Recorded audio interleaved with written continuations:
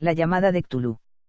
Encontrado entre los papeles del difunto Francis Bayland Thurston, de Boston, resulta concebible pensar en la supervivencia de tales poderes y criaturas, una supervivencia de una época inmensamente remota en la que, la consciencia estaba manifestada. Quizá, en formas y figuras que desaparecieron hace mucho ante el avance de la humanidad, formas de las que solo la poesía y la leyenda captaron un fugaz recuerdo llamándolas dioses, monstruos, y criaturas míticas de todo tipo y especie. Algernon Blackwood. Capítulo 1. El horror en arcilla. A mi parecer, no hay nada más misericordioso en el mundo que la incapacidad del cerebro humano de correlacionar todos sus contenidos. Vivimos en una plácida isla de ignorancia en medio de mares negros e infinitos, pero no fue concebido que debiéramos llegar muy lejos. Hasta el momento las ciencias, cada una orientada en su propia dirección, nos han causado poco daño. Pero algún día, la reconstrucción de conocimientos dispersos nos dará a conocer tan terribles panorámicas de la realidad, y lo terrorífico del lugar que ocupamos en ella, que solo podremos enloquecer como consecuencia de tal revelación, o huir de la mortífera luz hacia la paz y seguridad de una nueva era de tinieblas. Los teósofos han adivinado la imponente grandeza del ciclo cósmico en el que nuestro mundo y la raza humana no son sino un incidente transitorio. Los filósofos han hecho insinuaciones acerca de extrañas supervivencias en términos que podrían helar la sangre si no se enmascarasen tras un suave optimismo. Pero no procede de ellos la visión de épocas prohibidas que me hace sentir escalofríos cada vez que pienso en ella y me vuelve loco en mis sueños. Esa pequeña visión, como todas las pavorosas visiones de la realidad, fue el producto de una reconstrucción accidental a partir de varias cosas diferentes, en este caso un antiguo artículo de periódico y las notas de un profesor fallecido. Espero que nadie más sea capaz de repetir esta reconstrucción. De hecho, si yo viviera lo bastante, jamás aportaría conscientemente un solo eslabón más a tan horrible cadena. Creo que el profesor también tenía intención de silenciar aquella parte de la que tuvo conocimiento, así como de haber destruido sus notas si no le hubiera sobrevenido una repentina muerte. Mi conocimiento del asunto se remonta al invierno de 1926-27, momento en que tuvo lugar la muerte de mi tío abuelo George Gammel Angel, profesor emérito de filología semítica en la Universidad de Brom, en Providence, Rhode Island. El profesor Angel era una autoridad reconocida en inscripciones de la antigüedad, y con frecuencia habían recurrido a él los directores de museos importantes. A esto se debe que su fallecimiento a la edad de 92 años sea recordado por muchos. En el ámbito local el interés se acrecentó por las oscuras circunstancias de su muerte. El profesor sufrió una extraña dolencia mientras volvía del barco de Newport. Tal y como dijeron los testigos, se derrumbó de repente tras haber recibido el empellón de un negro con aspecto de marinero que había salido de uno de los raros y oscuros callejones de la escarpada pendiente que constituía un atajo entre los muelles y la casa del difunto en Williams Street. Los médicos fueron incapaces de encontrar ningún trastorno visible, pero terminaron por apuntar, tras una discusión, que la causa de la muerte debía ser una lesión desconocida del corazón, causada por el rápido ascenso de un hombre ya mayor por una colina tan pronunciada. En aquel momento no seis razón alguna para disentir de ese dictamen, pero más tarde me seis inclinado a cuestionarlo e incluso más que cuestionarlo. Como heredero y albacea de mi tío abuelo, que había muerto viudo y sin hijos, debía examinar sus papeles con cierta minuciosidad. A tal fin llevé todos sus archivos y cajas a mi alojamiento en Boston. La mayoría del material que correlacioné será publicado más adelante por la Sociedad Americana de Arqueología, pero había una caja que me resultó sumamente misteriosa, y que me sentí reacio a enseñar a otros ojos que los míos. Estaba cerrada, y no encontré la llave hasta que se me ocurrió buscar en el llavero que el profesor llevaba siempre en su bolsillo. Entonces pude abrirla, pero parece que fuera solamente para toparme con una barrera más fuerte e infranqueable. ¿Cuál podía ser el significado de aquel extraño bajorrelieve de arcilla, y de los inconexos apuntes, notas y recortes que encontré? Había comenzado mi tío a creer semejantes supercherías en sus últimos años. Decidí emprender la búsqueda del excéntrico escultor responsable de aquel claro trastorno de la paz mental de un anciano. El bajorrelieve era una tosca pieza rectangular de algo más de 2 centímetros de grosor y con una superficie de unos 13 por 15, de origen evidentemente moderno. Por el contrario, su diseño distaba mucho de resultar moderno en lo que se refiere al tema y a lo sugerido por la obra, ya que, aunque los caprichos del cubismo y el futurismo son muchos y descabellados, no suelen servir para reproducir la enigmática regularidad que se esconde tras la escritura P. rehistórica y, ciertamente, el grueso de aquellos diseños parecía ser algún tipo de escritura. Sin embargo, y a pesar de estar muy familiarizado con los papeles y colecciones de mi tío, la memoria me fallaba al intentar identificar a qué tipo pertenecía, o incluso al intentar recordar alguna pista de la más remota afinidad de aquella con otras escrituras. Sobre esos presuntos jeroglíficos se encontraba una figura con evidente propósito pictórico, aunque su ejecución impresionista impedía hacerse una idea clara de su naturaleza. Parecía tratarse de algún tipo de monstruo, un símbolo que lo representase, o una forma que solo una imaginación enfermiza podría llegar a concebir. No estaría traicionando al espíritu de aquella cosa si digo que mi imaginación, algo calenturienta de por sí, creía percibir en ella, de forma simultánea, las figuras de un pulpo, un dragón, y una caricatura de ser humano. Una cabeza viscosa y cubierta de tentáculos destacaba sobre un cuerpo grotesco y escamoso con unas alas rudimentarias, pero era el perfil general de toda ella lo que resultaba más espantoso. Detrás de la figura quedaba insinuado un ciclópeo trasfondo arquitectónico. Los escritos que acompañaban a aquella rareza, dejando a un lado un montón de recortes de prensa, habían sido escritos hace poco de la mano del profesor Ángel, y no había pretensión literaria alguna en su estilo. Lo que parecía ser el documento principal se titulaba Culto de Cthulhu en caracteres trazados concienzudamente para evitar una lectura equivocada de una palabra tan inaudita. El manuscrito estaba dividido en dos secciones, estando titulada la primera 1925, Los sueños y trabajos sobre los sueños de Ora Wilcox, 7 tomas St. Providence, Rhode Island, y el segundo Narración del inspector John. Reverendo Legrasse, 121 Bienville St., Nueva Orleans, la, 1908 Alteza Serenísima AMTG. Notas sobre los mismos y sobre el relato del profesor Webb. El resto de los papeles manuscritos eran notas breves, algunas de ellas acerca de extraños sueños de personas diversas, y otras, menciones de libros y revistas teosóficos, particularmente el Atlantis y el continente perdido de Lemuria de W. Scott Elliot.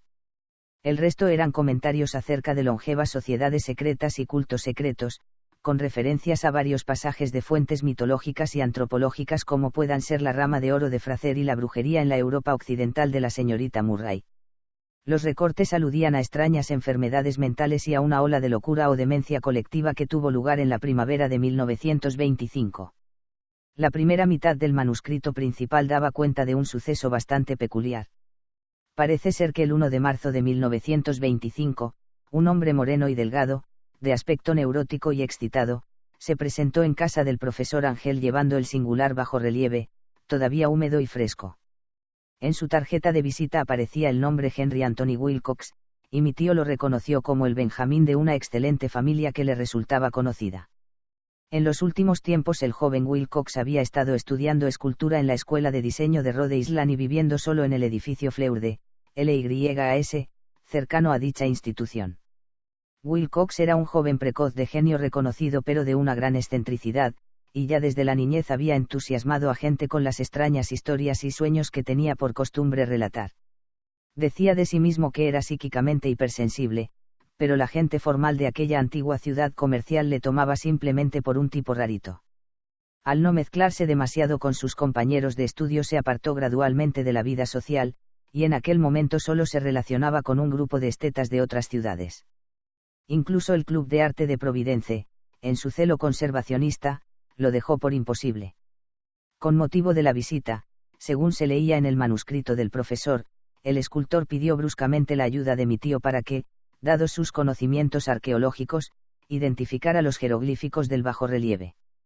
Habló de una manera tan distraída y afectada, y que indicaba tal presunción, que anulaba cualquier simpatía que pudiera sentirse por él. Mi tío le contestó con cierta brusquedad, ya que la notable frescura de la tablilla implicaba parentesco con cualquier cosa excepto con la arqueología. La réplica del joven Wilcox, que impresionó a mi tío hasta el punto de recordarla y anotarla al pie de la letra, estuvo caracterizada por un matiz fantásticamente poético que debió marcar sin duda toda la conversación, y que tal y como he podido comprobar más tarde, resultaba muy propio de él. Lo que dijo fue, claro que es nueva.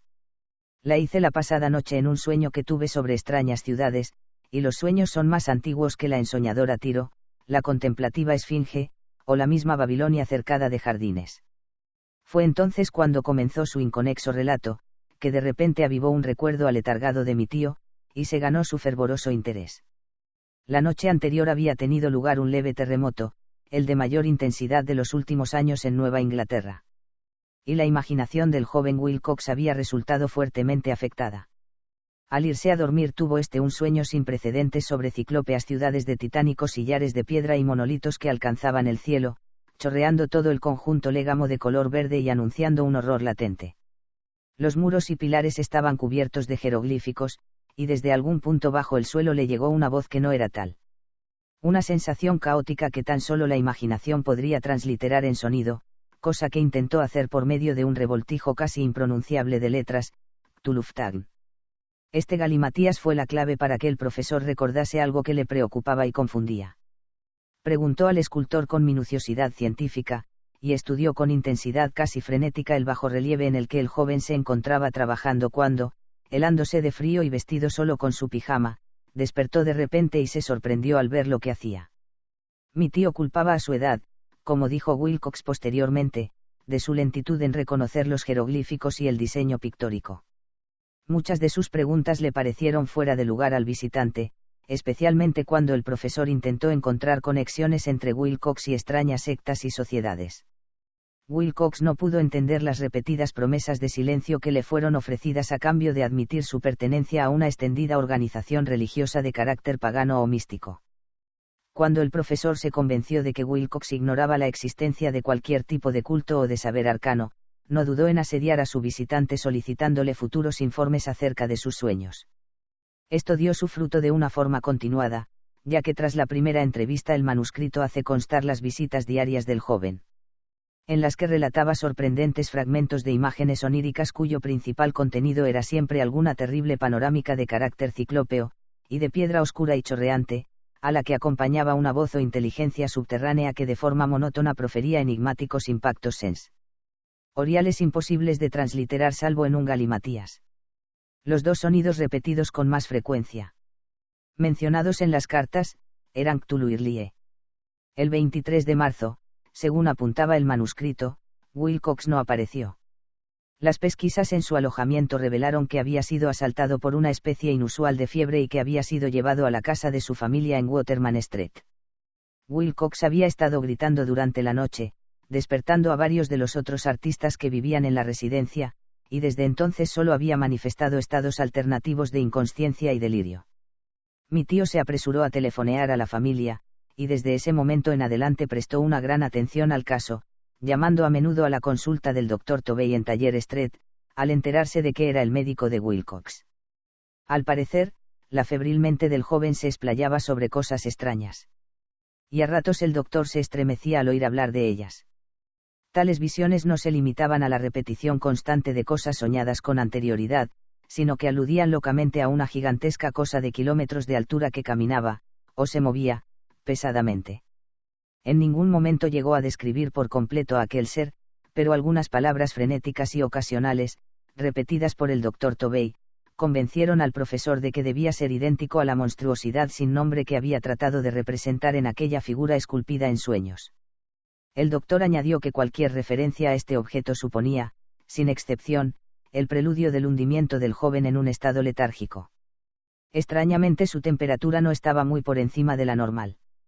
Pero su condición, por lo demás, indicaba la presencia de una auténtica fiebre y no de un trastorno mental. Alrededor de las horas 3 de la tarde del 2 de abril, todo rastro de la enfermedad de Wilcox desapareció de repente. Se sentó sobre la cama, asombrado de encontrarse en casa de sus padres, y completamente ignorante de lo acontecido en los sueños o la realidad desde la noche del 22 de marzo. Tras darle de alta el médico, Wilcox tardó solo 3 días en volver a su alojamiento. Pero en adelante dejó de interesar al profesor Ángel. Todo rastro de sueños extraños se había desvanecido al llegar su recuperación, y mi tío dejó de tomar nota de sus visiones oníricas tras una semana de explicaciones irrelevantes y sin sentido acerca de sueños corrientes. Aquí termina la primera parte del manuscrito, pero algunas referencias a ciertas notas dispersas me dieron mucho en lo que pensar. Hasta el punto de que solo el arraigado escepticismo que caracterizaba mi filosofía por aquel entonces, era capaz de explicar mi continua desconfianza por el artista. Las notas en cuestión eran las que describían los sueños de varias personas a lo largo del mismo periodo en que el joven Wilcox había experimentado sus extrañas visitaciones. Parece ser que mi tío inició rápidamente un sistema increíblemente ramificado de investigación entre casi todos los amigos a los que podía preguntar, sin parecer impertinente, acerca de sus sueños nocturnos así como de la fecha de cualquier visión fuera de lo común que hubieran experimentado en tiempos recientes. Según parece, la acogida de su solicitud resultó muy variada, pero al menos debió recibir más respuestas de las que una sola persona podría ser capaz de atender sin la ayuda de un secretario. La correspondencia original no ha sido conservada, pero sus notas al respecto forman un minucioso y significativo resumen. La gente normal de la vida social y de los negocios, la sal de la vida de la sociedad de Nueva Inglaterra, dio un resultado negativo casi en su mayoría, aunque hubo algún que otro caso aislado de intranquilas e indefinidas visiones nocturnas, siempre entre el 23 de marzo y el 2 de abril, perio. Do que coincidía con el delirio del joven Wilcox. Aquellos dedicados a la ciencia no resultaron mucho más afectados, aunque 4 casos de vagas descripciones podrían sugerir la existencia de visiones fugaces de extraños paisajes, y uno de ellos hacía incluso mención a un miedo ante algo anormal que pudiera sobrevenir. Fue de los artistas y poetas de quienes llegaron las respuestas pertinentes, y sé perfectamente que se hubiera desatado el pánico entre ellos de tener posibilidad de comparar sus notas. A la vista de aquello, y faltando las cartas originales, llegué a sospechar que el recopilador había formulado preguntas tendenciosas, o que había redactado la correspondencia de forma que quedase corroborado lo que él, de forma latente, estaba resuelto a confirmar. Esta es la razón por la que continué pensando que Wilcox, de alguna forma al corriente de ciertos datos del pasado en posesión de mi tío, había estado aprovechándose del veterano científico. Las respuestas de aquellos estetas daban forma a una inquietante historia. Desde el 28 de febrero al 2 de abril una gran proporción de ellos había soñado con cosas muy extrañas, siendo la intensidad de estos sueños incongruentemente mayor durante el periodo correspondiente al delirio del escultor. Más de la cuarta parte de los que informaron acerca de algo, decían haber tenido visiones y escuchado sonidos no muy distintos de los que Wilcox había descrito. Alguno de los soñadores confesó haber sentido un miedo intenso hacia una cosa gigantesca e innombrable, visible casi al final. Uno de los casos descritos con más énfasis en las notas fue realmente lamentable. El sujeto, un arquitecto de renombre con ciertas inclinaciones hacia la teosofía y el ocultismo, enloqueció violentamente el día del ataque de Wilcox, y falleció unos meses más tarde tras gritar de manera incesante que le salvaran de un ser huido del mismísimo infierno. Si mi tío hubiera hecho referencia a estos casos por el nombre y los apellidos y no mediante un número, yo mismo hubiera hecho un intento de corroborar todo mediante una investigación, pero tal como estaban, solo tuve éxito en seguir la pista a unos cuantos. Sin embargo, estos confirmaron lo registrado en las notas. Con frecuencia me he preguntado si todos los sujetos encuestados por mi tío se sentirían tan confundidos como estos pocos. Es mejor que jamás reciban explicación alguna al respecto. Los recortes de prensa, como ya he dado a entender, aluden a casos de pánico, manía, y excentricidad que tuvieron lugar durante el periodo en cuestión. Sin duda el profesor Ángel debió contratar los servicios de una agencia de recortes de prensa, ya que la cantidad de extractos era enorme, y estos procedían de fuentes muy diversas repartidas por todo el globo. Uno trataba acerca de un suicidio nocturno en Londres, donde una persona que dormía sola había saltado por una ventana tras proferir un grito espantoso. Había otro que consistía en una inconexa carta, dirigida al director de un periódico sudamericano, en la que un fanático deducía un catastrófico futuro a partir de ciertas visiones que había tenido. Un comunicado procedente de California describía a una colonia de teósofos vistiéndose de togas blancas como preparativo de algún glorioso cumplimiento que jamás tuvo lugar, mientras que las noticias llegadas desde la India hablaban con cautela acerca de serios disturbios causados por nativos.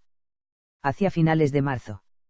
Los ritos orgiásticos del vudú se multiplican en Haití, y de los puestos avanzados africanos llegaba información acerca de rumores y malos augurios. Las autoridades americanas en Filipinas se encontraron con la agitación de varias tribus por esas fechas, y en Nueva York la policía era acosada por multitudes de tez aceitunada la noche del 22 al 23 de marzo. En la zona occidental de Irlanda también abundaban los descabellados rumores y leyendas, y el pintor de temas fantásticos Ardois Bonnot colgaba su blasfemo paisaje onírico en el Salón de Primavera de París de 1926.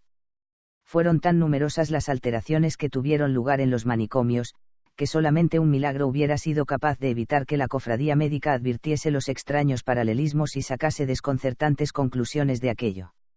Un extraño montón de recortes, que aún hoy no puedo concebir con qué insensible racionalismo fui capaz de desechar. Pero por aquel entonces ya estaba convencido de que el joven Wilcox conocía aquellas viejas cuestiones mencionadas por el profesor. Capítulo 2. El relato del inspector Legrase. Aquellos viejos asuntos que habían hecho que el sueño del escultor y su bajorrelieve resultaran tan trascendentes para mi tío constituían el tema principal de la segunda mitad de su largo manuscrito.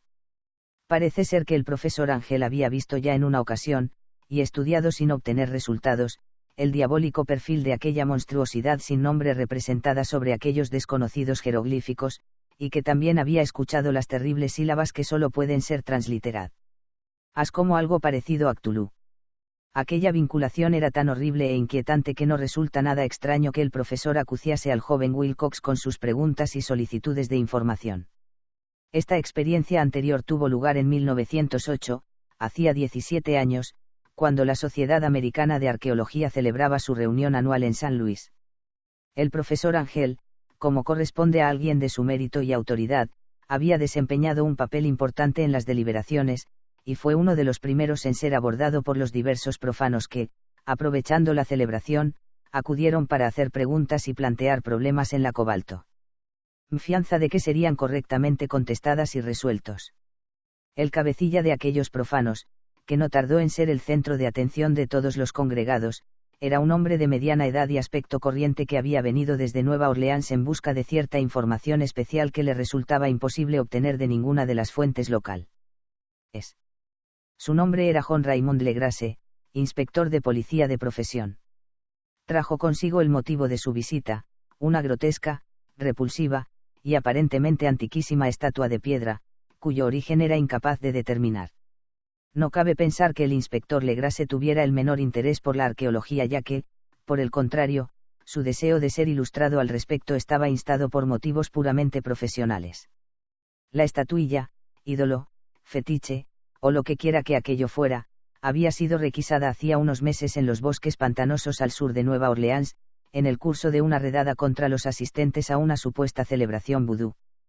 Tan extraños y horribles eran los ritos practicados en la misma que la policía no pudo sino darse cuenta de que había dado con una oscura secta totalmente desconocida para ellos, e infinitamente más diabólica que el más siniestro de los círculos africanos de la religión vudú. Acerca de su origen no pudo descubrirse absolutamente nada, salvo por ciertas historias erráticas e increíbles que se logró sacar por la fuerza a algunos de los detenidos. A esto último se debe el ansia de la policía por encontrar cualquier dato acerca de las antiguas tradiciones que pueda ayudarles a reconocer el horrible símbolo, para poder seguir la pista del culto hasta su mismo origen. El inspector Legrase no estaba preparado para la excitación que suscitó su testimonio. Un simple vistazo a la estatuilla fue suficiente para hacer que los hombres de ciencia allí congregados se sumiesen en un estado de tensa excitación, y no perdieran un solo momento en amontonarse alrededor del policía para así poder contemplar la diminuta figura, de tan extraña apariencia y tan remota antigüedad, que daba lugar a inopinadas y arcaicas perspectivas. Aún por desvelar, ninguna escuela de arte conocida había alentado la creación de este terrible objeto, pero cientos e incluso miles de años parecían estar marcados sobre su oscura y verdosa superficie de piedra cuya identificación resultaba imposible. La figura, que al final fue pasada lentamente de mano en mano para que pudiera llevarse a cabo un estudio más cercano y detallado de la misma, tenía entre 18 y 20 centímetros de altura y estaba esculpida con gran habilidad artesanal. Representaba a un monstruo de perfil vagamente humano, pero con una cabeza a modo de pulpo cuya cara era una masa de tentáculos, un cuerpo cubierto de escamas y de aspecto gomoso, unas prodigiosas garras tanto en extremidades anteriores como posteriores, y unas largas y estrechas alas en la espalda. Aquella cosa, de la que parecía desprenderse una terrible y antinatural malevolencia, tenía una corpulencia algo abotargada y estaba sentada en cuclillas, con cierto aire maligno, sobre un pedestal cubierto de caracteres indescifrables. Las puntas de las alas tocaban el lado posterior del pedestal, y su trasero ocupaba el centro, mientras que las largas y curvas garras de las dobladas patas inferiores asían la parte frontal y se extendían a lo largo de todo el tercio superior del pedestal. La cabeza de cefalópodo se encontraba inclinada hacia adelante, de modo que los extremos de sus tentáculos faciales rozaban la parte posterior de las grandes garras delanteras que, a su vez, estaban abrazadas a las rodillas elevadas de la agachada criatura. El aspecto del conjunto resultaba anormalmente vívido, e incluso sutilmente terrible, ya que su origen era del todo desconocido. Su enorme, pasmosa, e incalculable antigüedad resultaba indiscutible.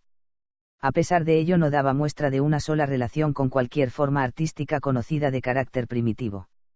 De hecho, tampoco guardaba relación con ninguna otra época. Totalmente al margen, el propio material con que estaba construida resultaba un misterio, ya que aquella piedra verdinegra de aspecto maleable con motas y vetas doradas o iridiscentes no se asemejaba a nada conocido por la geología o la mineralogía. Los caracteres que cubrían la base eran igualmente desconcertantes y ninguno de los presentes pudo formarse la menor idea de su origen lingüístico, a pesar de encontrarse allí la mitad de los expertos mundiales en la materia.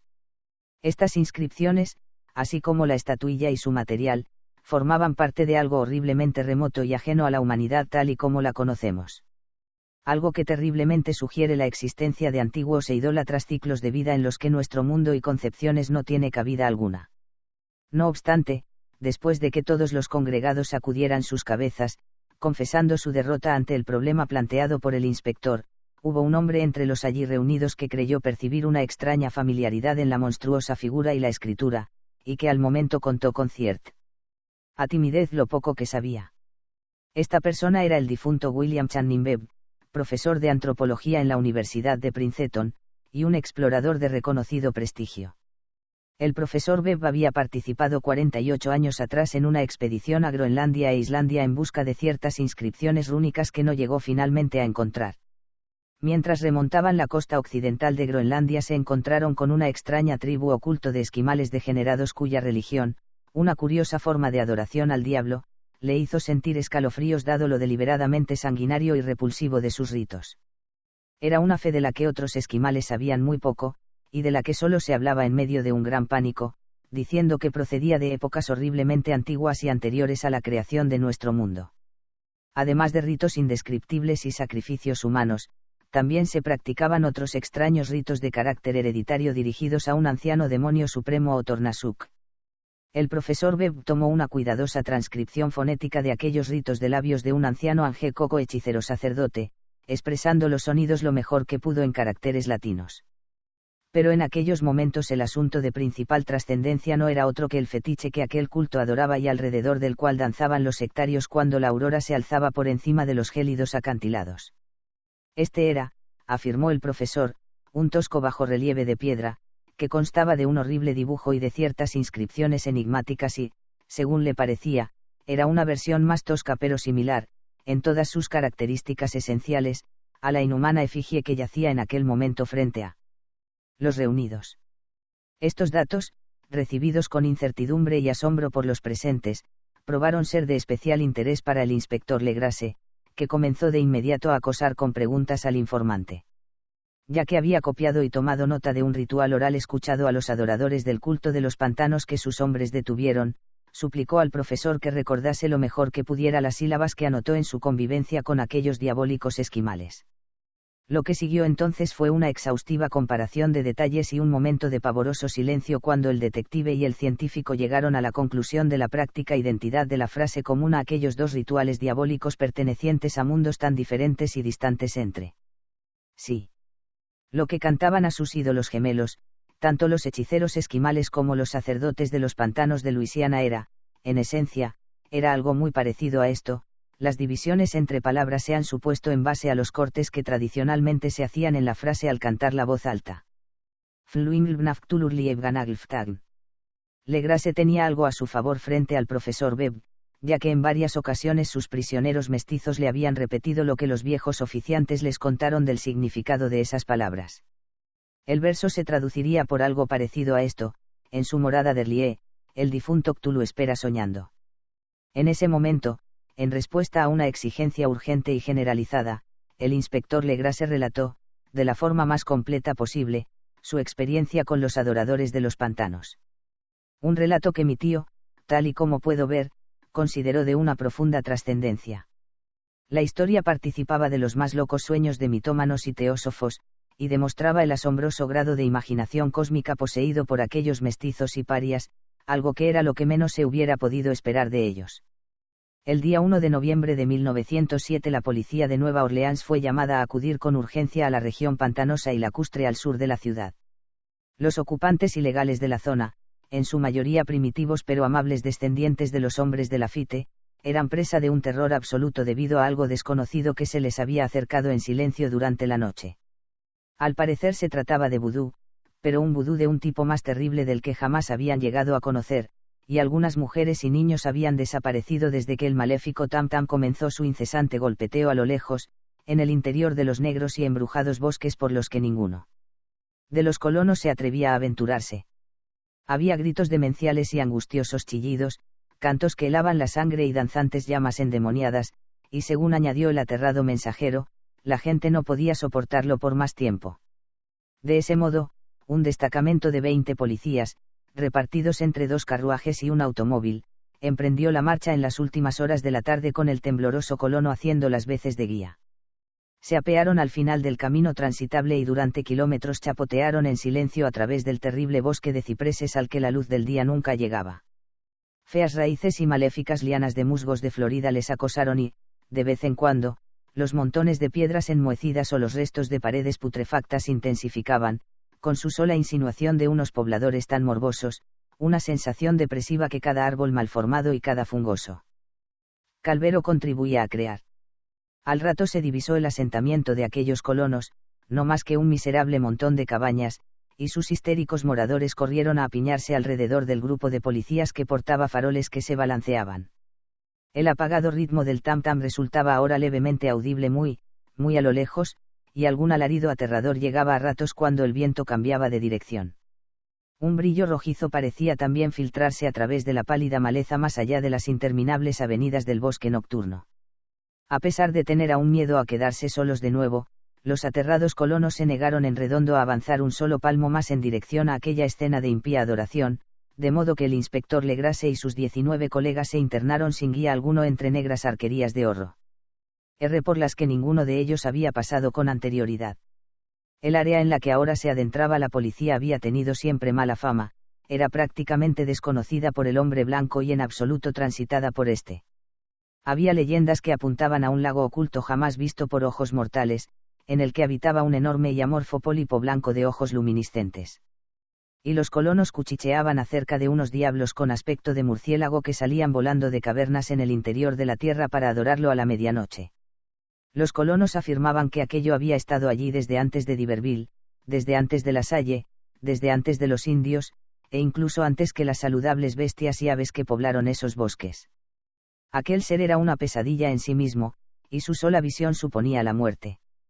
Pero también hacía soñar a los hombres, y por esa razón estos sabían lo suficiente como para mantenerse lejos de él.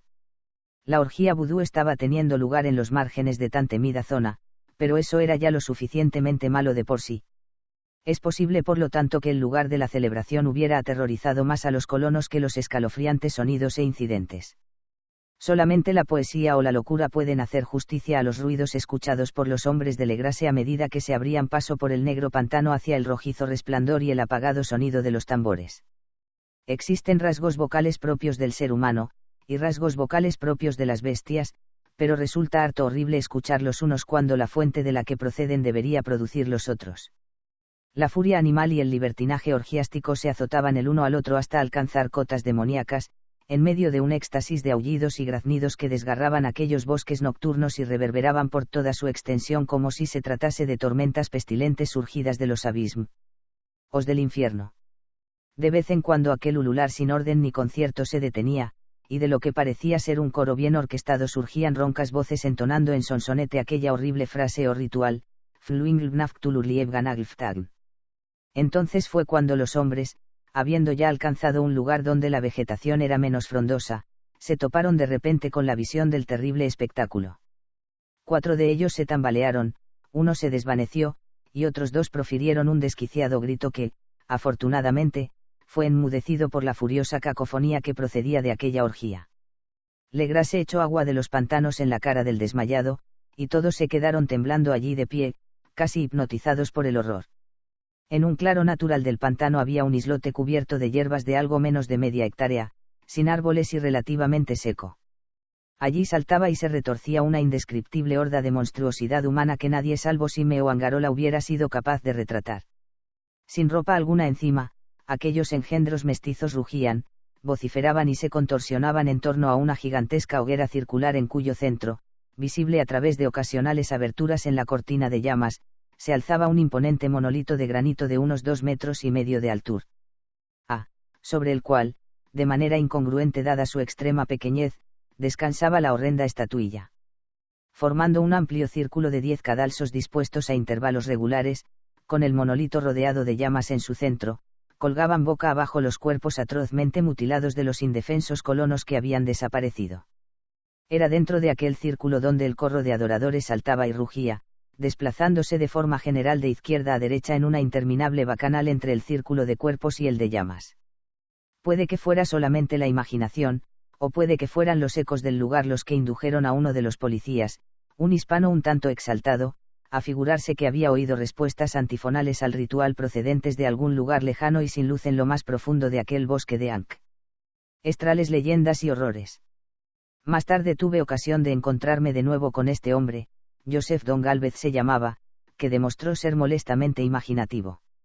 Llegó hasta el punto de insinuar la existencia de un batir de alas apenas perceptible, y de haber vislumbrado unos ojos brillantes y una gigantesca masa blanca más allá de los árboles lejanos, pero creo que lo que sucedía realmente es que había escuchado demasiada superstición local.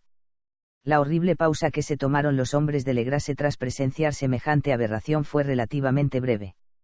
El deber era lo primero, y aunque debía haber más de un centenar de mestizos celebrantes en aquella multitud, los policías confiaron en sus armas de fuego y se lanzaron resueltos hacia una nauseabunda batalla. Durante unos 5 minutos el caos y el estruendo resultantes fueron más allá de toda descripción. Se libró una auténtica batalla campal y se abrió fuego, si bien muchos de los idólatras se dieron a la fuga. Pero al final el inspector Legrase pudo contar hasta 47 detenidos de hosco semblante, a los que obligó a vestirse a toda prisa y formar entre 2 filas de policías. 5 de los adoradores yacían muertos, y 2 más que habían resultado heridos de gravedad fueron acarreados por sus compañeros sobre improvisadas camillas. Por supuesto, la efigie que yacía sobre el monolito fue cuidadosamente retirada y transportada por el propio Legrase. Tras un viaje de extrema tensión y agotamiento, los detenidos fueron interrogados en la jefatura de policía, resultando ser todos hombres de muy baja extracción social, de sangre mestiza y enajenados mentales. La mayoría eran marinos. Unos cuantos negros y mulatos, casi todos de las Indias Occidentales, o portugueses de Brava, de las islas portuguesas de Cabo Verde, aportaban una nota de colorido vudú al heterogéneo culto. Pero bastante antes de que se hubieran realizado muchos interrogatorios, ya se habla puesto de manifiesto que en todo aquello había algo mucho más profundo y antiguo que el simple fetichismo negro. Degradados e ignorantes como eran, aquellas criaturas se aferraban con sorprendente firmeza a la idea central de su repugnante fe. Tal y como dijeron, adoraban a los primigenios que existen desde mucho antes que los hombres, y que vinieron a este joven mundo desde los cielos. Los primigenios abandonaron la superficie del planeta, desapareciendo en el interior de la tierra o bajo las aguas del mar, pero sus cuerpos sin vida le contaron en sueños sus secretos a los primeros hombres, que formaron un culto que jamás ha desaparecido. Este era tal culto, y los prisioneros afirmaban que siempre había existido y que continuaría haciéndolo, oculto en lejanas tierras baldías y lugares lúgubres a lo largo y ancho del mundo hasta el momento en que el sumo sacerdote Cthulhu se alzase desde su lóbrega casa en la invulnerable ciudad de Erlie bajo las aguas, y volviese a poner la tierra bajo su dominio. Algún día les convocaría a todos, cuando las estrellas estuvieran en posición. El culto secreto esperaría por siempre hasta que esto sucediera y poder liberarlo. Entretanto, nada más debía decirse. Había algún secreto que incluso la tortura sería incapaz de extraer. La humanidad no era la única vida consciente del planeta, ya que de las tinieblas salían figuras para visitar a los pocos feligreses. No se trataba de primigenios, a los que ningún hombre había visto jamás. El ídolo esculpido era una representación del gran Cthulhu, pero nadie sabía decir si los demás primigenios eran o no parecidos a él. Nadie era ya capaz de leer las antiguas inscripciones, pero los mensajes eran transmitidos de viva voz. El cántico ritual no era el ya mencionado secreto, ya que este último nunca era pronunciado en voz alta, sino susurrado. El cántico solo significaba esto: en su morada de Rie el difunto Cthulhu espera soñando. Solo se consideró a 2 de los detenidos lo bastante cuerdos como para ser colgados, y el resto fue internado en diversas instituciones. Todos negaron haber participado en los asesinatos rituales, afirmando que las muertes habían sido producidas por los seres de alas negras que se habían dirigido hacia ellos desde su inmemorial templo en el interior del bosque embrujado. No pudo obtenerse ninguna información coherente acerca de esos misteriosos aliados. Casi todo lo que la policía pudo averiguar provino, principalmente, de un anciano mestizo llamado Castro, que decía haber viajado hasta extraños puertos y haber hablado con los líderes inmortales del culto en las montañas de China. El viejo Castro recordaba retazos de una horrible leyenda que hacía palidecer las especulaciones de los teósofos, y que el hombre y el mundo pareciesen algo de reciente aparición y de existencia transitoria. Ha habido épocas remotas en que otros seres, que vivían en sus grandes ciudades, gobernaban la tierra. Castro dijo que, según le habían contado aquellos chinos inmortales, aún podían encontrarse vestigios de aquellos enciclópeas piedras de las islas del Pacífico. Ellos murieron muchas eras antes de la aparición del hombre, pero existen ciertas artes que pueden hacerlos revivir cuando las estrellas estén de nuevo en la posición propicia dentro del ciclo de la eternidad. Efectivamente, ellos habían venido de las estrellas y habían traído consigo sus imágenes. Estos primigenios, continuó Castro, no estaban compuestos del todo de carne o sangre. Tenían forma, cosa que quedaba demostrada en aquella efigie esculpida en las estrellas, pero esa forma no estaba hecha de materia. Siempre que las estrellas estuvieran en posición, podían saltar de un mundo a otro a través de los cielos. Mas cuando las estrellas no eran propicias, ellos no podían vivir. Pero aunque no pudieran vivir, tampoco morirían realmente. Todos yacen en moradas de piedra en la gran ciudad de Rie, protegidos por los hechizos del omnipotente Cthulhu en espera del día de la gloriosa resurrección en que las estrellas y la tierra les sean de nuevo favorables. Llegado ese momento, alguna fuerza del exterior debe liberar sus cuerpos. Los hechizos empleados para preservarlos les impedían intentar todo movimiento inicial, por lo que no podían hacer otra cosa que yacer despiertos en la oscuridad y pensar mientras transcurrían millones y millones de años. Ellos estaban al tanto de todo lo que acontecía en el universo, pues su forma de comunicación era la transmisión del pensamiento. Incluso hoy hablaban en sus tumbas. Cuando, después de infinitas épocas de caos, llegaron los primeros hombres, los primigenios hablaron a los más sensitivos de entre ellos moldeando sus sueños, ya que solamente así podía su lengua alcanzar las mentes carnales de los mamíferos. Entonces, susurró Castro, aquellos primeros hombres formaron el culto en torno a unos pequeños ídolos que les mostraron los grandes ancianos, ídolos traídos de épocas distintas desde estrellas sin luz. Ese culto no desaparecerá nunca hasta que las estrellas vuelvan a estar en posición, y los sacerdotes ocultos consigan sacar al gran Cthulhu de su tumba para que resucite a sus súbditos y reanude su dominio sobre la tierra.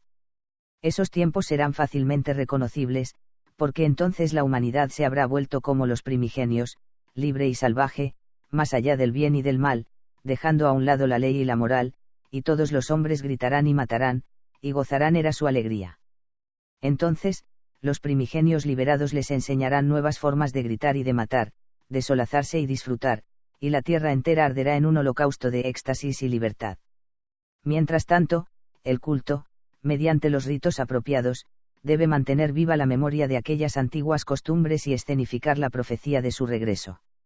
En tiempos remotos, hombres elegidos habían hablado en sueños con los primigenios sepultados, pero un día, algo sucedió. La gran ciudad pétrea de Rie, con sus tumbas y monolitos, se hundió bajo las aguas, y las aguas profundas, llenas del misterio primigenio que ni los pensamientos pueden atravesar, habían cortado aquella comunicación espectral. Pero el recuerdo nunca moriría, y los sumos sacerdotes afirman que la ciudad se alzará de nuevo cuando las estrellas estén en posición. Entonces saldrán de la tierra los negros espíritus que en ella habitan, enmohecidos y tenebrosos, cargados de rumores siniestros obtenidos en cavernas situadas bajo el mismo fondo del Martes. Pero el viejo Castro prefería no hablar demasiado acerca de ellos. Se calló de repente y no hubo persuasión o sutileza alguna capaz de sacarle una sola palabra más al respecto. Curiosamente tampoco quiso hablar acerca del tamaño de los primigenios. Del culto dijo que, según pensaba, su núcleo yacía en medio de las arenas intransitables del desierto de Arabia donde Irem, la ciudad de los pilares, sueña oculta e indemne. La secta no estaba aliada a los cultos europeos de brujería, y resultaba prácticamente desconocido más allá de sus propios integrantes. Ningún libro había siquiera insinuado la existencia de este, aunque los chinos imperecederos afirmaron que el Necronomicon del árabe loco Abdul al-Hazred contenía ciertos dobles significados que los iniciados podían interpretar a su antojo, especialmente el tan discutido pareado, que no está muerto lo que puede yacer eternamente, y con los evos extraños aún la muerte puede morir. Legrasse, profundamente impresionado, y no menos perplejo, había intentado informarse en vano acerca de las afiliaciones históricas del culto. Aparentemente, Castro había dicho la verdad cuando afirmó que este era completamente secreto. Las autoridades de la Universidad de Tulane no pudieron arrojar luz alguna acerca de la estatuilla o la secta y, en aquel preciso momento, el inspector había llegado hasta las máximas autoridades del país para encontrarse únicamente con el relato de Groenlandia que había contado el profesor Webb. El interés febril que el relato de Legrasse despertó durante la reunión, corroborado por la propia estatuilla, quedó reflejado en la correspondencia subsiguiente de los asistentes, aunque los comentarios que aparecieron en las publicaciones oficiales de la sociedad fueron más bien escasos. La precaución es la principal inquietud en aquellos acostumbrados a enfrentarse en ocasiones con charlatanes e impostores. Legrasse prestó la estatuilla durante algún tiempo al profesor Webb, pero le fue devuelta al fallecer este último y permanece hoy en su poder, tal y como he podido comprobar hace no mucho. Es un objeto auténticamente terrible, e inequívocamente parecido a la que el joven Wilcox esculpiera en sueños. No me extraña que mi tío se entusiasmase con el relato del escultor, pues qué ideas no le llegarían a la cabeza, tras lo que Legrasse había aprendido del culto, si escuchase a un joven sensible decir, no solo que había soñado con la estatuilla y los jeroglíficos exactos de la imagen hallada en los pantanos y la tablilla de Groenlandia, sino que en sueños le habían llegado al menos 3 de las precisas palabras que componían la fórmula pronunciada tanto por los diabólicos esquimales como por los mestizos de Luisiana. El inicio inmediato por parte del profesor Ángel de una investigación con la mayor minuciosidad resultó eminentemente natural, aunque yo, personalmente, sospechaba que el joven Wilcox había oído del culto de alguna forma y que había inventado una serie de sueños para enfatizar aquel misterio y prolongarlo a expensas de mi tío. No cabía duda de que las descripciones de sueños y los recortes recopilados por el profesor venían a corroborar los hechos, pero la racionalidad de mi mente y la extravagancia de todo este tema me llevaron a adoptar lo que a mi juicio eran las conclusiones más sensatas. De ese modo, tras estudiar detenidamente una vez más el manuscrito y correlacionar las notas teosóficas y antropológicas acerca del culto con el relato de Legrasse, viajé hasta la residencia del escultor en Providence para echarle la reprimenda que me parecía apropiada por haber embaucado de man. Era tan atrevida a un hombre educado y de edad. Wilcox aún vivía en soledad en el edificio Fleur-de-Lis de Thomas Street, una horrible imitación victoriana de la arquitectura bretona del siglo XVII, que ostentaba una fachada de estuco entre preciosas casas coloniales que ocupaban la antigua colina, a la sombra de la más hermosa torre Georgian de toda América. Lo encontré trabajando en su estudio, y hube de admitir que el genio del escultor era profundo y auténtico nada más ver las obras que allí había repartidas. Creo que, con el tiempo, será recordado como uno de los grandes artistas de lo decadente, porque había ya cristalizado en arcilla, y algún día reflejaría en el mármol pesadillas y fantasías que solo Arthur Machen evoca en su prosa, y Clark Aston Smith plasma en su verso y pintura. Moreno, delicado, y de un descuidado aspecto, se volvió lánguidamente al llamar yo a la puerta, y me preguntó qué quería sin siquiera levantarse. Manifestó cierto interés cuando le dije quién era, pues mi tío había despertado su curiosidad al investigar sus sueños, pero nunca le había explicado la razón del estudio. No amplié su conocimiento acerca del asunto, pero busqué con cierta sutileza la forma de poder sacarle algo. En poco tiempo pude convencerme de su sinceridad, pues hablaba acerca de sus sueños de una forma que a nadie podía engañar. Estos sueños, y los residuos que estos habían dejado en su subconsciente, habían tenido una profunda influencia en su arte, cosa que confirmó al mostrarme una morbosa estatua cuyo contorno casi me hizo estremecer con la potencia de su siniestro poder evocativo. Wilcox no pudo recordar haber visto el original de esa figura, salvo en su propio bajorrelieve, pero el perfil lo habían moldeado inconscientemente sus propias manos. Se trataba sin duda de la gigantesca figura sobre la que había desvariado en su delirio. También quedó claro sin mediar mucho tiempo que realmente no sabía nada de un culto secreto, salvo por lo que se hubiera dejado caer en sus charlas con mi tío. Una vez más me esforcé en imaginar cómo habría podido llegar a experimentar tan extrañas sensaciones. Hablaba de sus sueños de una extraña y poética forma, haciéndome ver con terrible intensidad la húmeda ciudad ciclópea de piedra verdosa y cubierta de fango cuya geometría, comentó curiosamente, era completamente errónea, y consiguiendo que pudiese escuchar, con pavorosa expectación, la incesante y cuasi mental llamada de las profundidades, Tul.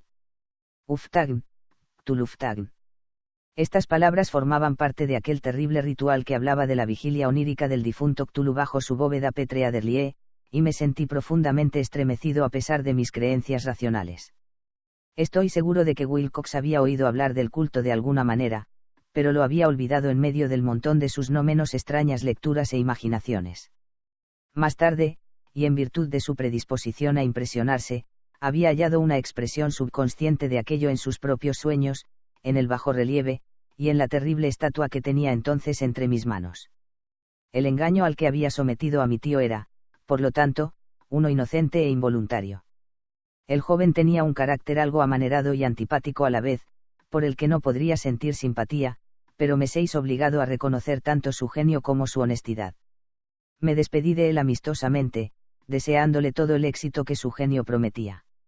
El asunto de la secta aún continuaba fascinándome, hasta el punto de imaginar que alcanzaría la fama personal por mis investigaciones acerca de su origen y conexiones. Visité a Legrasse en Nueva Orleans y charlé tanto con él como con otras personas acerca de aquella vieja redada, la terrorífica efigie, e incluso hice preguntas a aquellos prisioneros mestizos que aún seguían con vida. Por desgracia, el viejo Castro llevaba muerto varios años. Aunque no se tratase más que de una confirmación detallada de lo que mi tío había escrito en sus notas, lo que entonces comprobé personalmente de manera tan gráfica consiguió estimularme de nuevo, ya que estaba seguro de andar tras la pista de una religión auténtica, antiquísima, y absolutamente secreta, cuyo descubrimiento haría de mí un antropólogo de renombre. Mi actitud, como desearía que continuara siendo, aún era por aquel entonces una de absoluto materialismo, de modo que descarté, con una perversidad inexplicable, las coincidencias existentes entre las notas relativas a sueños y los extraños recortes recopilados por el profesor Ángel. Algo que empecé a sospechar, y que me temo ahora sea ciencia cierta, es que la muerte de mi tío distó muchísimo de ser natural. Este se derrumbó en un angosto y empinado callejón que ascendía desde unos viejos muelles infestados de mestizos extranjeros, tras un descuidado empellón propinado por un marino negro. No puedo olvidar la sangre mezclada y la querencia marinera de los sectarios de Luisiana, y no me sorprendería enterarme en algún momento de la existencia de ciertos métodos secretos de asesinato tan antiguos como los ritos y creencias esotéricos. Legrasse y sus hombres no han sufrido daño alguno, pero en Noruega ha muerto cierto marinero que fue testigo de cosas extraordinarias. Habrían llegado las pesquisas de mi tío a oídos siniestros tras obtener la información del joven escultor. Creo que el profesor Ángel murió porque sabía demasiado. Que yo desaparezca de igual manera está aún por ver porque ahora yo sé mucho. Capítulo 3. La locura que llegó del martes. Si los cielos quisieran concederme alguna vez un favor, pediría que borrasen para siempre las consecuencias que derivaron de aquella ocasión en que, de forma casual, fijé la mirada en un trozo suelto de papel que había sido usado para cubrir un estante. Era difícil que hubiera tropezado en mi rutina cotidiana con algo así, ya que no era sino un viejo ejemplar de un periódico australiano, el Sydney Bulletin del 18 de abril de 1925. Había escapado incluso a la atención de la agencia de recortes de prensa que, justo en la fecha de publicación de andaba recopilando ávidamente material para la investigación de mi tío. Hacía tiempo que había abandonado mis pesquisas acerca de lo que el profesor Ángel llamaba culto de Cthulhu, y me encontraba visitando a un amigo que tenía en Paterson, Nueva Jersey, hombre culto que ostentaba el cargo de conservador del museo local, además de ser un mineralogista de renombre. Un día, examinando las muestras de reserva, torpemente almacenadas en los estantes de una habitación en el almacén del museo, mi atención fue captada por una extraña fotografía que aparecía en uno de los viejos periódicos desplegados bajo las piedras. Tal y como he dicho era el Sydney Bulletin, pues mi amigo conocía a gente en todas partes, y la foto en cuestión era un grabado en sepia de una horrible imagen de piedra idéntica a la que Legrasse había encontrado en el pantano.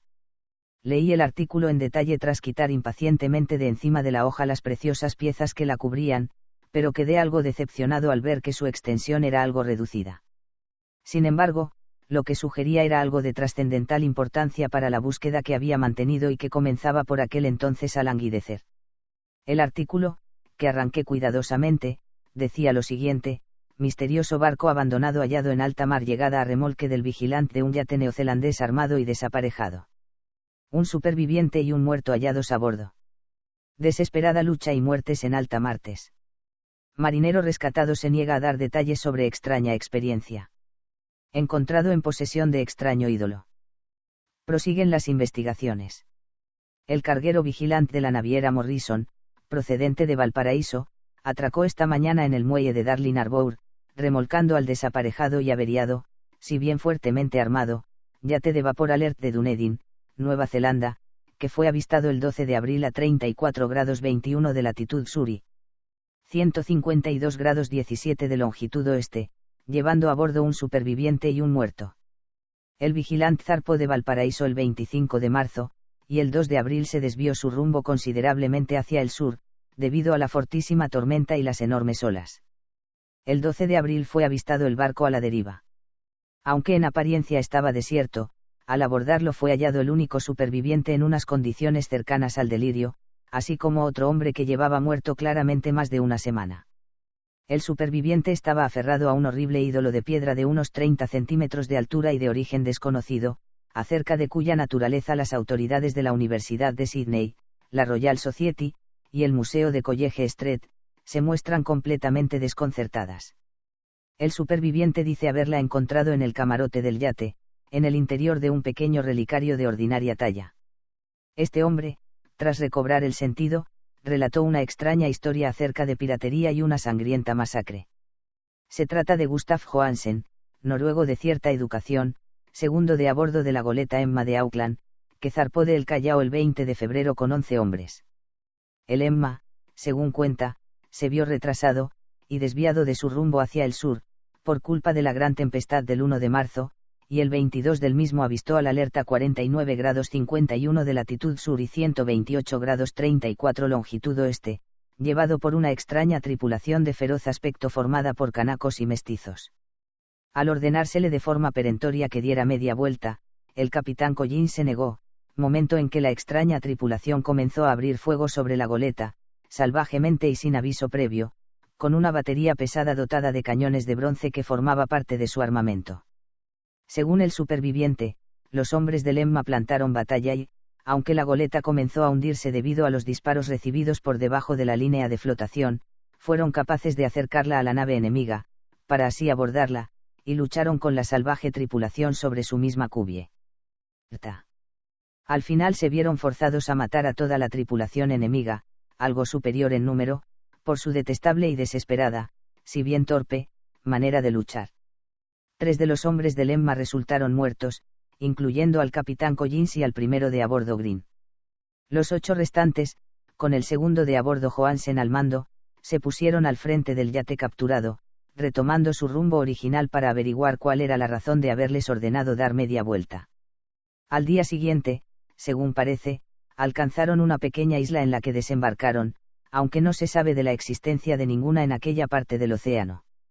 6 de los tripulantes murieron en ella, aunque Johansen da muestras de reticencia al llegar a esta parte de la historia, y se limita a decir que cayeron por un precipicio rocoso.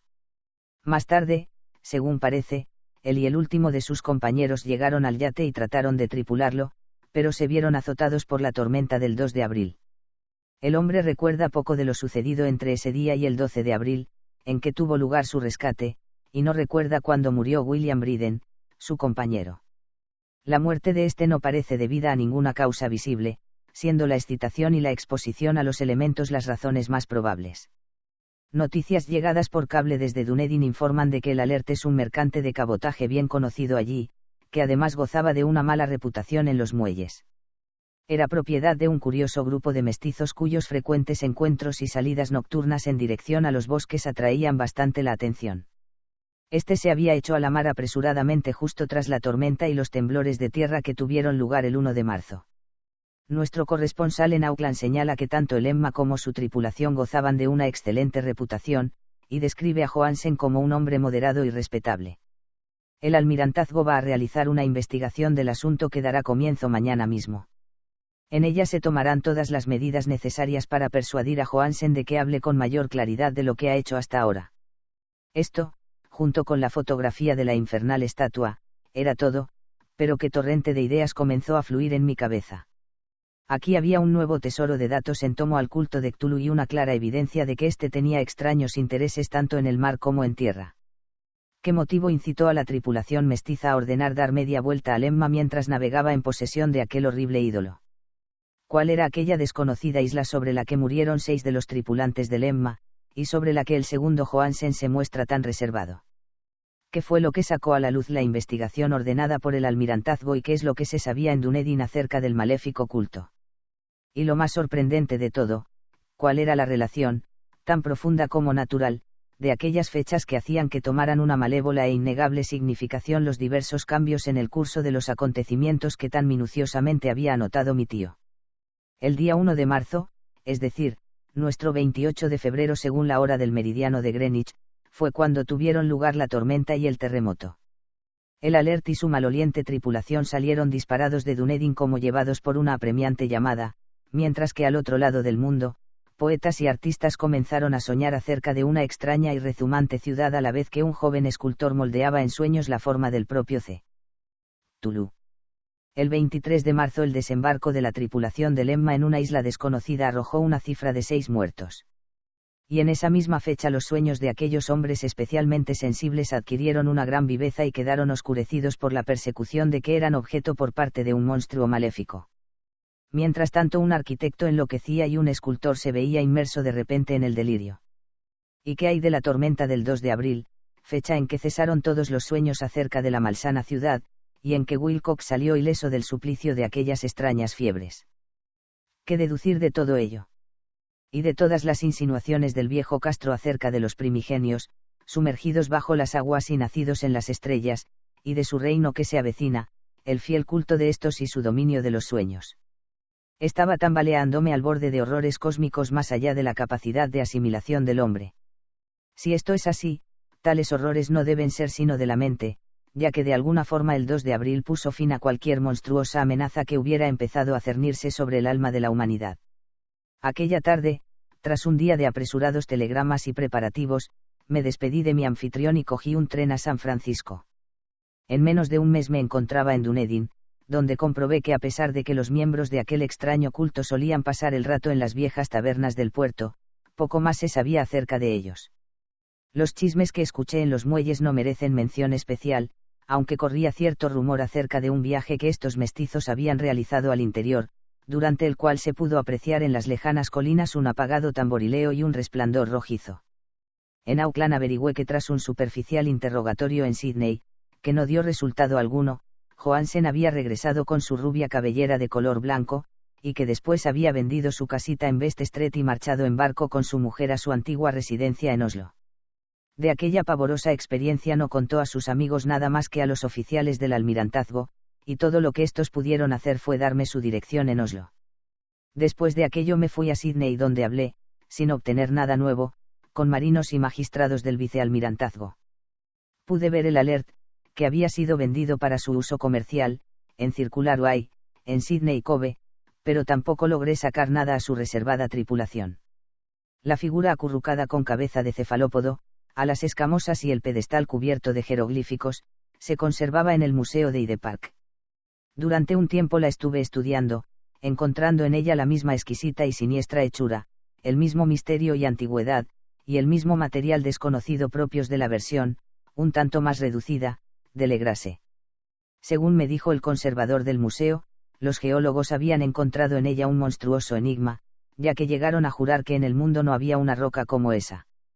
Fue entonces cuando pensé con un escalofrío en lo que el viejo Castro le había dicho a Legrase acerca de los primigenios: ellos vinieron de las estrellas, y trajeron sus imágenes consigo.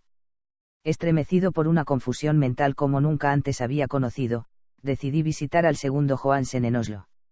Embarqué con destino a Londres, donde cogí otro barco en dirección a la capital noruega. y en un día de otoño desembarqué en los muelles bien cuidados que había a la sombra del Egeber. La casa de Johansen, como pude descubrir, estaba situada en la vieja ciudad del rey Harold Harrada, quien conservó el nombre de Oslo en los siglos que la capital estuvo disfrazada como cristiana. Hice el breve recorrido en taxi y, con el corazón palpitante, llamé a la puerta de un pulcro y antiguo edificio con fachada de estuco. Una mujer de gesto triste y vestida de negro fue quien respondió a mi llamada, quedándome consternado y estupefacto cuando ésta me dijo en un inglés entrecortado que Gustav Johansen había fallecido. No vivió mucho más allá de su regreso, dijo su viuda, ya que los extraños sucesos de 1925 en alta mar le habían debilitado.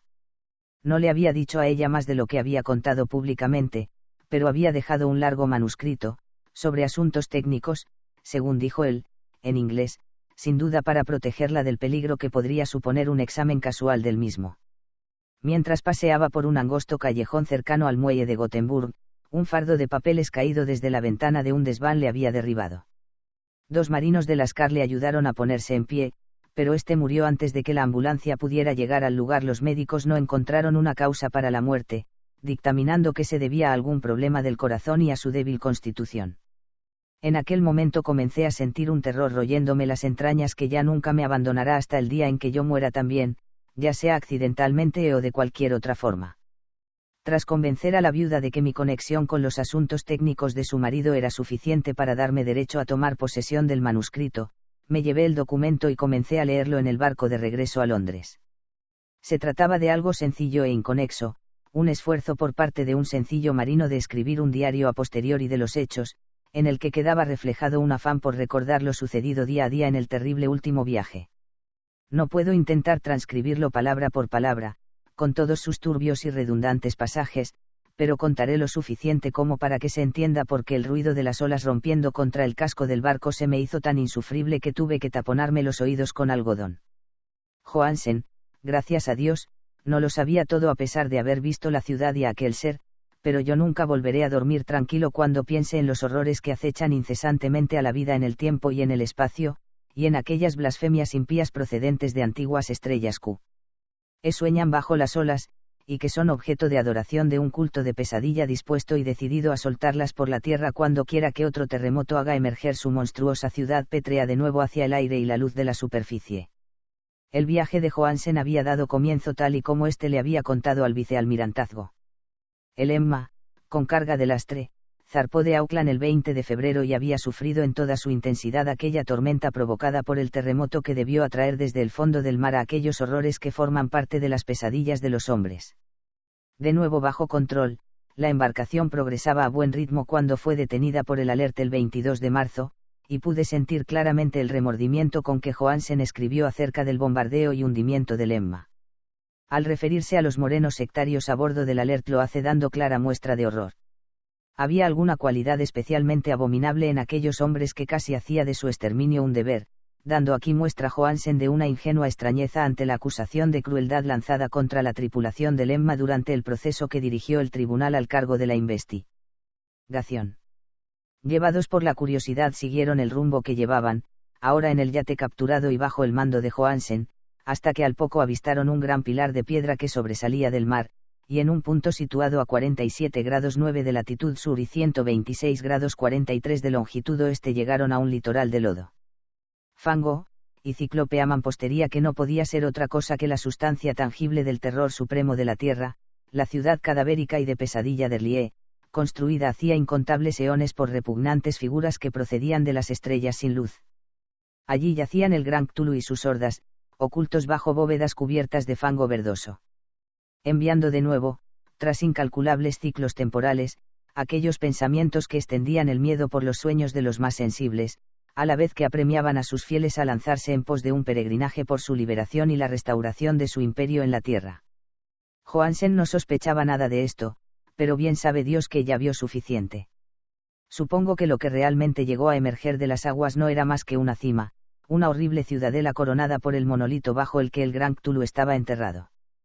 Cada vez que pienso en cuánto debe estar gestándose allá abajo casi me entran ganas de poner fin a mi existencia de inmediato. Johansen y sus hombres sintieron un gran respeto por la majestuosidad de aquella rezumante Babilonia de antiguos demonios, y debieron haberse figurado por sí mismos que nada de eso pertenecía a este o cualquier otro planeta saludable. El asombro ante el increíble tamaño de los verdosos bloques de piedra, la vertiginosa altura del gran monolito esculpido, y la desconcertante identidad de las colosales estatuas y bajorrelieves con la extraña imagen encontrada en el relicario a bordo del Alert quedaba claramente plasmado en cada línea de la aterrada descripción de Johansen. Sin tener idea de lo que era el futurismo, Johansen consiguió alcanzar algo muy parecido a este con su forma de hablar de la ciudad, ya que, en lugar de describir una estructura o edificio definidos, se explayaba solo en dar impresiones generales acerca de los enormes ángulos y las superficies de piedra, superficies demasiado enormes para pertenecer a nada normal o propio de la Tierra, e impías por sus horribles imágenes y jeroglíficos. Menciono el comentario acerca de los ángulos porque me recuerda algo que Wilcox me había contado con respecto a sus terribles sueños. Wilcox dijo que la geometría de aquel lugar onírico que vio era anormal, no euclidiana y asquerosamente impregnada de sensaciones de otras esferas y dimensiones distintas de la nuestra. Ahora era un sencillo marino el que tenía la misma sensación al contemplar la terrible realidad. Johansen y sus hombres desembarcaron en la empinada orilla cubierta de lodo de aquella monstruosa acrópolis, y treparon por titánicos bloques rezumantes que no parecían en absoluto escalera humana alguna. El mismo sol del cielo parecía desvirtuado cuando era contemplado a través del efluvio polarizador que brotaba de aquella perversión empapada de agua de mar, y una retorcida amenaza o incertidumbre acechaba lascivamente en aquellos ángulos disparatadamente esquivos de roca labrada, en los que a segunda mirada mostraba una superficie cóncava allá donde antes se había visto una convexa. Algo semejante al miedo ya se había apoderado de los exploradores antes de que pudieran ver nada distinto de la roca, el todo, o las abundantes algas marinas. Cada uno de ellos hubiera huido de no haber temido el desprecio de los otros, y sin entusiasmo siguieron buscando inútilmente, como pudo comprobarse, algún recuerdo que poder llevarse del lugar. Fue Rodríguez, el portugués, el primero en alcanzar la base del monolito, diciendo a gritos lo que allí había encontrado. Los demás le siguieron y miraron con curiosidad a la inmensa puerta esculpida con el ya familiar bajorrelieve a la vez con forma de cefalópodo y de dragón. Esta era, según palabras de Johansen, como una enorme puerta de granero. Y todos estuvieron de acuerdo en que se trataba de una puerta por la presencia alrededor de esta de un dintel ornado, un umbral, y unas jambas, aunque no podrían decir si yacía plana como si se tratara de una trampilla, o estaba inclinada como la puerta de un sótano. Como Wilcox hubiera dicho, toda la geometría del lugar era incorrecta. No se podía asegurar que el mar y la tierra estuviesen en posición horizontal, razón por la que la posición relativa de todo lo demás era fantasmagóricamente variable. Briden presionó sobre varios lugares de la piedra sin resultado alguno. Donovan tanteó delicadamente por los bordes, apretando sobre cada punto a medida que avanzaba. Este trepó interminablemente sobre aquella grotesca moldura de piedra, aunque a aquello solo se le podía llamar escaladas y después de todo la superficie no estaba en posición horizontal, mientras los demás hombres se preguntaban cómo una puerta, en todo el universo, podía tener semejantes dimensiones. Entonces, suave y lentamente, el panel de media hectárea comenzó a ceder hacia adentro en su parte superior, y pudieron ver que se balanceaba. Donovan se deslizó o se propulsó de alguna forma hacia abajo o a lo largo de la jamba, volviendo con sus compañeros, y todos quedaron contemplando el extraño retroceso de aquel portal monstruosamente labrado. En aquella fantasía de distorsión prismática la puerta se deslizaba anómalamente en sentido diagonal, de modo que todas las leyes de la materia y la perspectiva parecían trastornadas. La abertura que quedó estaba negra de una oscuridad casi palpable. Sin embargo, aquella oscuridad tenía una calidad positiva, ya que ocultaba parte de la muralla interior que de lo contrario se habría puesto al descubierto. Como si de humo se tratase, esta oscuridad surgió de su confinamiento de infinitos siglos, eclipsando visiblemente el sol a medida que escapaba agitando sus membranosas alas hacia un encogido y contrahecho cielo. El olor que emergía de las recién abiertas profundidades resultaba insoportable. Al poco rato, Hawkins, que tenía un oído muy fino, dijo que creía haber oído un asqueroso chapoteo allá abajo. Todos escucharon con atención, y aún seguían haciéndolo cuando aquello apareció rezumante en medio del estrépito, y a tientas coló su gelatinosa inmensidad verde a través de la negra puerta en pos del infecto aire de aquella fétida ciudad de locura. La letra del pobre Johansen estuvo a punto de faltar cuando escribía esto. Creía que de los 6 hombres que jamás alcanzaron el barco, 2 habían muerto de puro terror en ese maldito instante. Aquel ser no podía ser descrito, no hay palabras para expresar semejantes abismos de inmemorial y delirante locura, tan abominables contradicciones de toda la materia, la fuerza y el orden cósmico. Una montaña caminaba y se tambaleaba. Dios del cielo. Qué prodigioso que a través de la tierra, enloquezca un gran arquitecto y delire de fiebre el pobre Wilcox en ese preciso instante telepático. El ser representado en los ídolos, aquel engendro verde y mucilaginoso llegado de las estrellas había despertado para reclamar lo que era suyo. Las estrellas estaban de nuevo en posición, y lo que un culto milenario había fracasado en conseguir por medio de preparativos, lo había logrado un grupo de despavoridos marinos por mero accidente. Tras millones de años el gran Cthulhu se alzaba de nuevo, ávido de placeres. 3 de los hombres fueron apresados por las macilentas garras de la criatura antes de que nadie pudiera siquiera darse la vuelta. Que Dios les conceda el descanso, si es que el descanso existe en el universo. Estos fueron Donovan, Guerrera, Ingstrom. Los otros 3 marinos se lanzaron a una frenética carrera hacia el bote sobre interminables panorámicas de piedra encostrada de musgosidad verde en la que Parker resbaló y, según jura Johansen, fue tragado por uno de los ángulos de la mampostería que no debería estar ahí. Un ángulo que era agudo pero que se comportaba como si fuera obtuso. Así, solo Briden y Johansen consiguieron alcanzar el bote y remar desesperadamente hacia el Alert mientras la descomunal monstruosidad se deslizaba sobre las rocas fangosas, y vacilaba entre tropiezos al llegar al borde de las aguas. A pesar de no haber quedado nadie a bordo después del desembarco, aún seguía saliendo vapor del Alert, y solo fueron precisos unos momentos de febriles prisas arriba y abajo, del timón a los motores, para volver a ponerlo en marcha.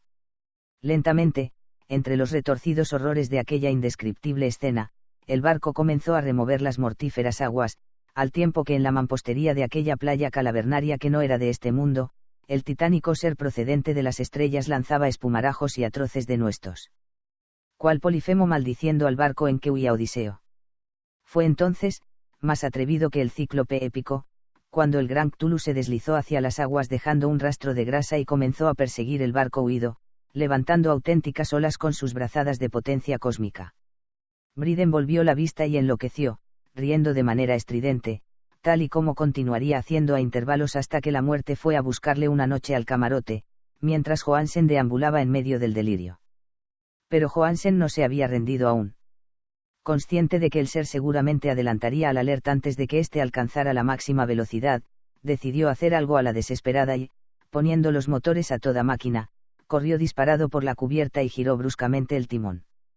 Se formó un fuerte remolino y una corriente de espuma en aquella fétida salmuera que había por agua, y mientras aumentaba a cada momento la presión del motor, el valeroso noruego enfiló el barco en dirección al ser gelatinoso que les perseguía y que se elevaba sobre la inmunda espuma de la sagú. Haz como si fuera la popa de un galeón demoníaco. La horrible cabeza de cefalópodo, de retorcidos tentáculos, estaba ya muy cerca del bauprés del robusto yate, pero Johansen continuó enfilándolo de forma implacable hacia ella. Hubo un estallido como el de una vejiga que explotase, una fangosa fetidez como cuando se raja un pez luna, el hedor de 1000 tumbas abiertas, y un sonido que el cronista no pudo transcribir al papel.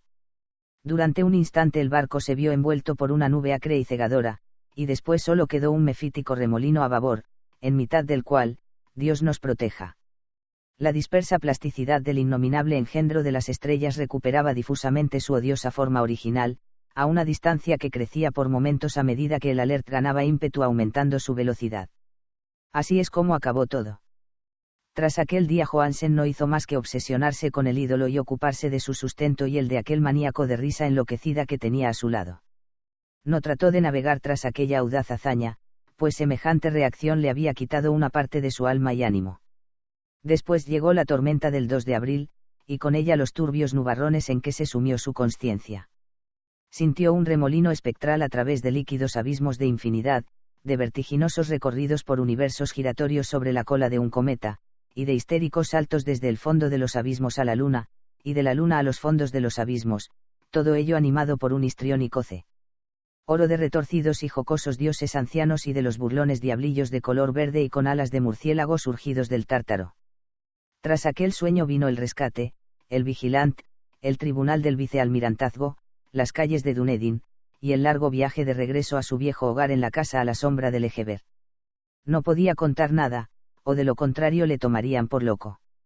Escribiría sobre aquello que sabía antes de que la muerte le alcanzara, pero su mujer no debía enterarse de nada. La muerte sería un regalo de los cielos con tal de que borrase sus recuerdos. Ese fue el documento que leí, y que ahora he colocado en una caja de latón junto al bajorrelieve y los papeles del profesor Ángel. Con estos irá también este testimonio mío, esta prueba de mi sano juicio, donde he reconstruido lo que espero que nadie vuelva jamás a reconstruir. He contemplado todo el horror que pueda contener el universo, y después de eso incluso el cielo primaveral y las flores estivales serán puro veneno para mí. Sin embargo, no creo que mi vida vaya a prolongarse mucho. Igual que se fue mi tío, igual que se fue el pobre Johansen, un día me iré yo. Sé demasiado y el culto aún sobrevive. Tulu continúa también con vida, supongo, de nuevo en aquel abismo de piedra que le había protegido desde que el sol era joven. Su maldita ciudad está de nuevo sumergida, ya que el Vigilant pasó por esas aguas de nuevo tras la tormenta de abril. Pero sus pastores en la tierra todavía rugen y saltan y matan alrededor de monolitos rematados por ídolos en lugares solitarios. El gran Cthulhu, sin duda, debió quedar atrapado por el hundimiento mientras estaba en el interior de su negro abismo, o de lo contrario el mundo estaría ahora gritando de miedo y furia. ¿Quién sabe lo que sucederá al final? Lo que ha emergido puede hundirse, y lo que se ha hundido puede emerger de nuevo. La mayor de las blasfemias aguarda y sueña en las profundidades, y la decadencia se abre paso entre las tambaleantes ciudades de los hombres. El día llegará. No quiero ni puedo pensarlo. Tan solo pido que si no sobrevivo a este manuscrito, mis albaceas antepongan la prudencia a la audacia, y puedan asegurarse de que nadie más llegue a fijar su atención en él.